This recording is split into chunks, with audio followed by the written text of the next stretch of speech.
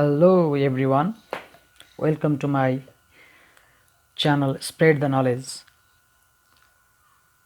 जति पनि हेर्नुहुने सम्पूर्ण स्टुडेन्ट्स र यो भिडियो हेरिरहने हुने अन्य महानुभावहरूलाई एकदमै हार्दिक स्वागत गर्न चाहन्छु मेरो युट्युब च्यानलमा। आजको विषयवस्तु रहेको छ ब्याङ्क रिकन्सिलिएसन स्टेटमेन्ट र यसमा एउटा मैले फरक खालको ओभरड्राफ्ट केस लिएर आज आएको छु। योभन्दा अघिल्ला भिडियोहरूमा normal balance of passbook, normal balance of cashbook को एक्सप्लेन मैले गरेको थिएँ। आजको केस चाहिँ हाम्रो starting from overdraft balance of cashbook को ओभरड्राफ्ट ब्यालेन्सबाट स्टार्ट गर्दा हामीले हिसाब गर्दा निकाल्नु पर्ने के ब्यालेन्स हुन्छ, ओभरड्राफ्ट ब्यालेन्स अफ पासबुक हुन्छ। त्यो केसलाई यहाँनिर लिएको छु र कतिपय अवस्थामा ओभरड्राफ्टबाट स्टार्टिङ गर्दा पछाडि हामीले निकाल्नु पर्ने पनि ओभरड्राफ्ट नै आउँछ भन्ने चाहिँ छैन। यदि हामीले ओभरड्राफ्टबाट हिसाब गर्दै जाँदाखेरि लास्टमा निक्लिने आन्सर नेगेटिभमा आयो भने, माइनसमा आयो भने त्यो चाहिँ हाम्रो के हुन्छ, normal balance of concern account हुन्छ। जस्तै हामीले ब्याङ्क पासबुकबाट ओभरड्राफ्ट लिएर गरेको गर्दै जाँदाखेरि चाहिँ नेगेटिभमा आयो भने चाहिँ तलको क्यासबुकको ब्यालेन्स चाहिँ ब्यालेन्स एज पर क्यासबुक हुन आउँछ। ओभरड्राफ्टबाट गर्दाखेरि पोजिटिभमा आयो भने ओभरड्राफ्ट हुन्छ। जसरी हामीले नर्मल ब्यालेन्सबाट गर्दा पोजिटिभमै आउँदा नर्मल ब्यालेन्स हुन्थ्यो र नेगेटिभमा आउँदा ओभरड्राफ्ट ब्यालेन्स हुन्थ्यो, त्यस्तै गरी ओभरड्राफ्ट ब्यालेन्सबाट गर्दा पनि पोजिटिभमा आयो भने ओभरड्राफ्ट नै हुन्छ र नेगेटिभमा आउँदा चाहिँ त्यो नर्मल ब्यालेन्स हुन जान्छ। यो चाहिँ हामीले पहिलो बुझ्नुपर्ने कुरा भयो। र ओभरड्राफ्टको केसमा चाहिँ हाम्रो क्वेसनमा दिँदाखेरि दुई तरिकाबाट क्वेसन सोध्न गरिन्छ। एउटा चाहिँ ओभरड्राफ्ट एज पर भनेर दिन सकियो अथवा overdraft balance as per cashbook अथवा पासबुक भन्ने, जुन हामीलाई बुझ्न सजिलो भयो। र कतिपय अवस्थामा स्टुडेन्ट्सहरूले चाहिँ सानो कुरा माइन्डमा नराख्नाले चाहिँ एक्जाममा चाहिँ यो प्रब्लमहरू बिगारिरहेको, सल्युसन गर्दा बिगारिरहेको देखिन्छ।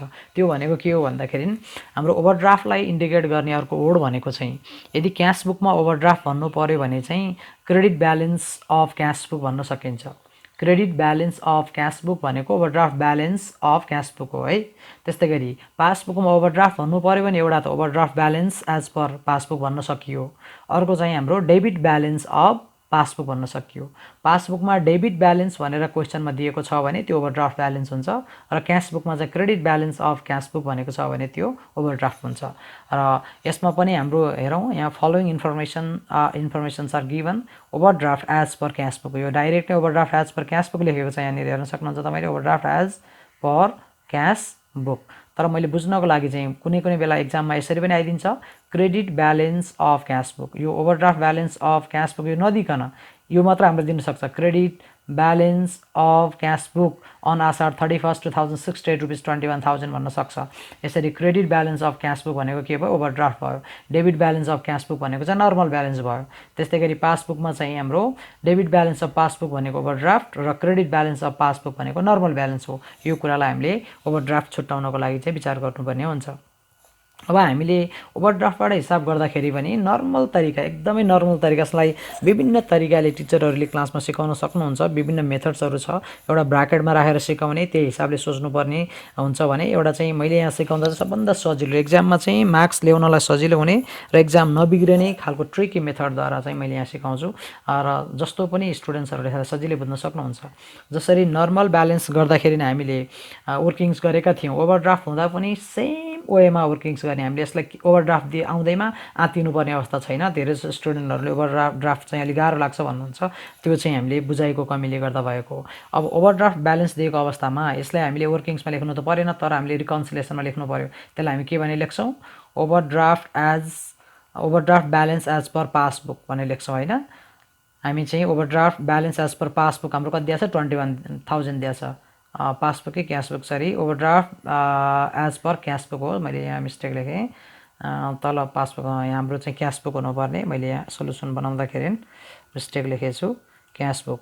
Overdraft balance as per cashbook, अथवा यसलाई चाहिँ अर्को केही पनि ब्यालेन्स भनिन्छ अरे हो, क्रेडिट ब्यालेन्स अफ क्यासबुक पनि भनेर भनिन्छ। दुईटै लेख्नुपर्छ भन्ने छैन, बुझाउन लेखेको।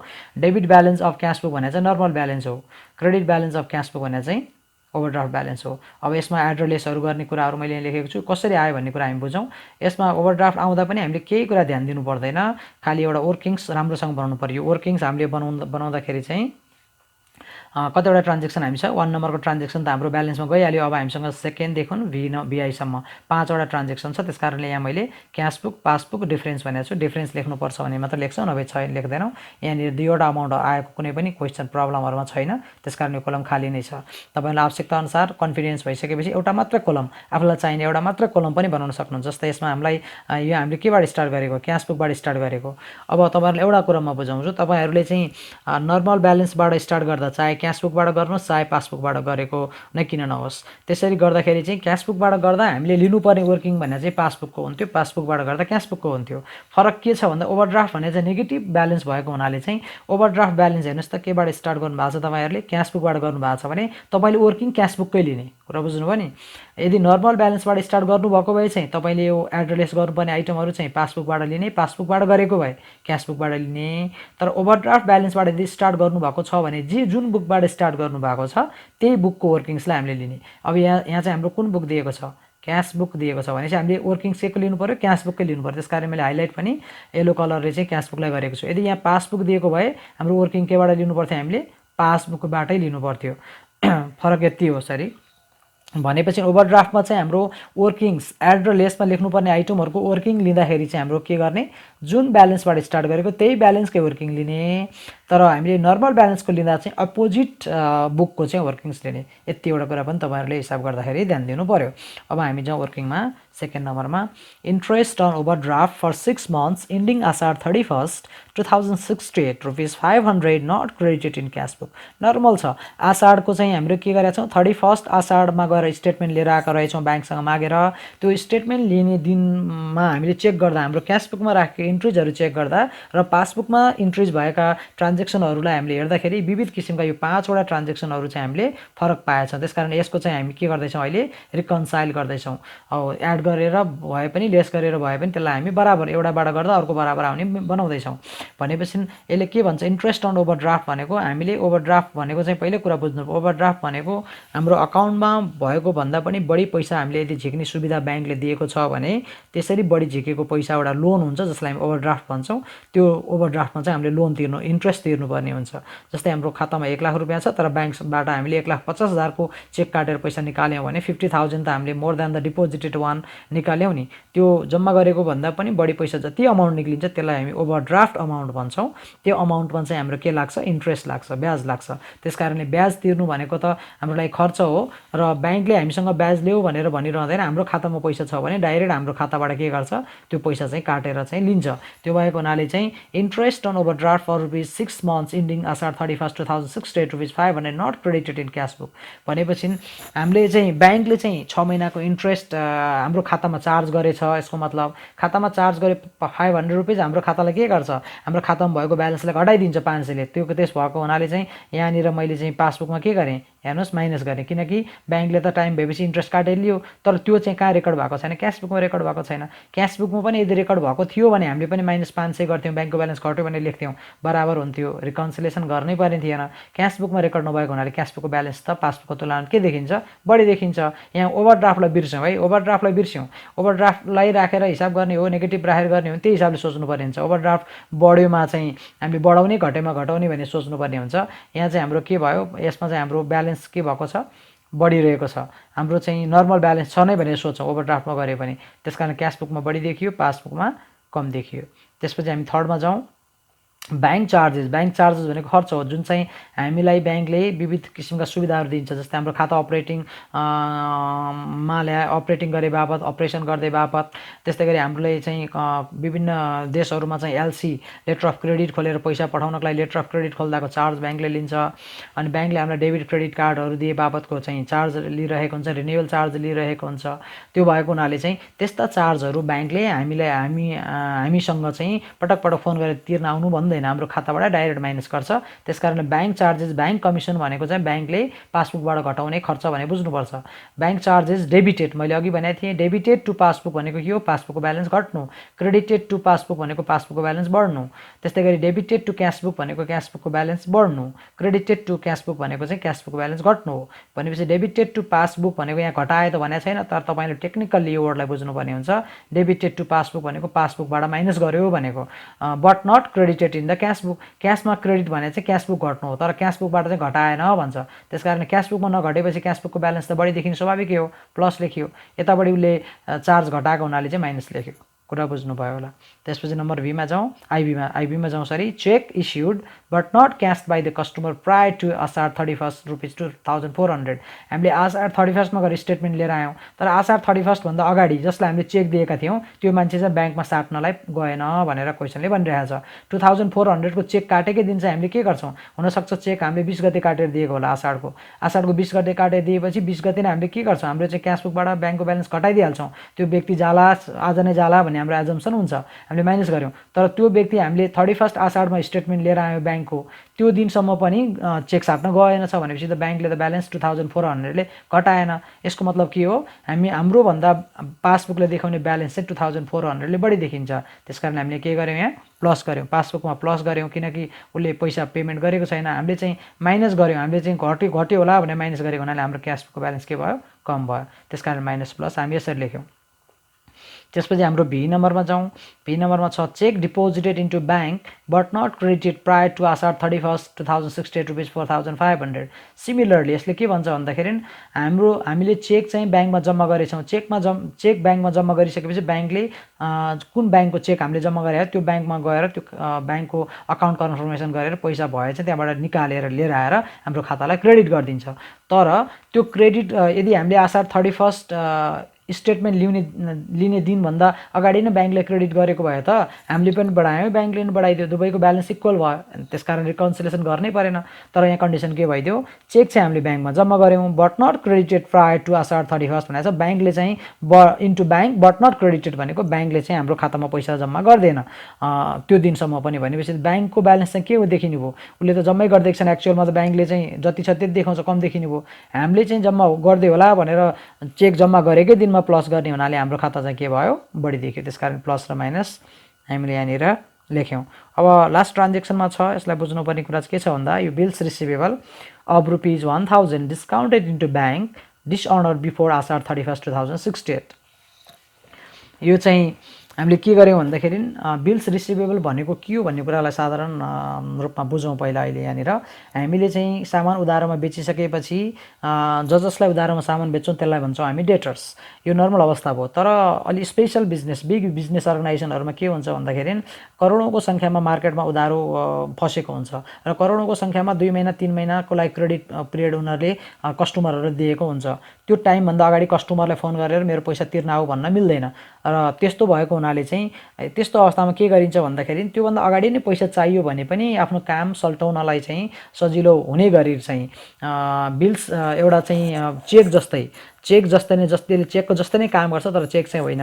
त्यसमा चाहिँ म यो टाइमभन्दा अगाडि यति टाइममा पैसा तिर्नेछु, यो टाइमभन्दा अगाडि पैसा चाहिएमा फलानु ब्याङ्कसँग यो तपाईँले डिस्काउन्ट गर्न सक्नुहुनेछ भनेर एउटा स्टेटमेन्ट तयार गरेर हाम्रो डेटर्सले हामीलाई दिएको हुन्छ र त्यो हामीले एक्सेप्ट गरेर राख्यौँ भने चाहिँ त्यसलाई भनिन्छ बिल्स रिसिभेबल। अब डेटर्स क्यान्सल भएर लिनुपर्ने चाहिँ बिल्स रिसिभेबल हुन्छ। भनेपछि हामीले चाहिँ टाइम कुरेर बस्यो भने चाहिँ त्यो 3 महिना बितेपछि 1 महिना बितेपछि अथवा कति महिनाको उधारो दिएको त्यतिसम्म हामीले वेट गऱ्यो भने चाहिँ हामीले चाहिँ त्यही हाम्रो पार्टीसँगै हामीले पैसा लिन सक्छौँ। अथवा हाम्रो उसले कुन ब्याङ्कको बिल्स रिसिभेबल बनाइदिएको छ त्यो ब्याङ्कमा गएर त्यति नै बराबरको पैसा लिन सक्छौँ। त्योभन्दा अगाडि नै पैसा चाहियो भने पनि हामीले के गर्न सक्यो त, त्यो जसले हामीलाई बिल्स रिसिभेबल दिएको उहाँलाई कन्ट्याक्ट गर्नु आवश्यक भएन। हामीले चाहिँ ब्याङ्कमा गएर चाहिँ आफ्नो ब्याङ्कमा गएर चाहिँ त्यो बिल्सलाई चाहिँ हामीले के गर्न सक्छौँ, डिस्काउन्टमा लिन सक्छौँ। डिस्काउन्ट भनेको के हो भन्दा जस्तै 1000 रुपिज हामीले लिनुपर्ने तर ब्याङ्कमा गयो हामीले साट्न भने चाहिँ ब्याङ्कले त के गर्छ भन्दा अझै क्रेडिट पिरियड त बाँकी रहेको हुनसक्छ। त्यो क्रेडिट पिरियडसम्म उसले होल्ड गरेर बस्नुपर्ने हुँदा त्यो टाइमको उसले इन्ट्रेस्ट काट्छ जसलाई डिस्काउन्ट गरेको भनेर भनिन्छ। हुनसक्छ हामीले 1000 रुपियाँ साट्नदाखेरि 900 रुपियाँ मात्र पाउन सक्छौँ, किन भन्दा हामीले चाहिँ क्रेडिट पिरियडभन्दा अगाडि नै त्यो पैसा लिन गएका छौँ। अब ब्याङ्कले चाहिँ हामीलाई जहिले गयो त्यहीले नै साटेर पैसा दियो, अब त्यो बेलामा त केही प्रब्लम भएन। तर ब्याङ्कले टाइम भइसकेपछि, म्याच्युरिटी डेट आइसकेपछि हामीलाई कसले बिल्स रिसिभेबल दिएको हो उसको अकाउन्टमा बाट पैसा निकाल्न खोज्दा चाहिँ उसको अकाउन्टमा पैसा रहेनछ अथवा विविध कारणले गर्दा चाहिँ ब्याङ्कले सम्बन्धित पार्टीबाट चाहिँ पेमेन्ट कलेक्सन गर्न सकेन भने त्यो बिल्स रिसिभेबललाई त्यसलाई डिसअनर भएको भनिन्छ अथवा रिजेक्ट भएको भनिन्छ।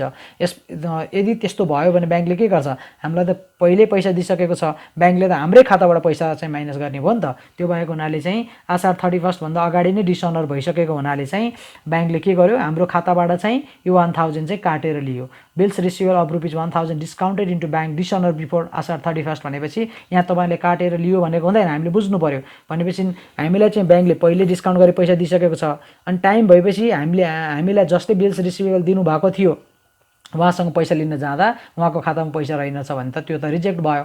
त्यसो भएपछि त ब्याङ्कले हाम्रो अकाउन्टबाट चाहिँ 1000 रुपियाँ काटेर लिन्छ।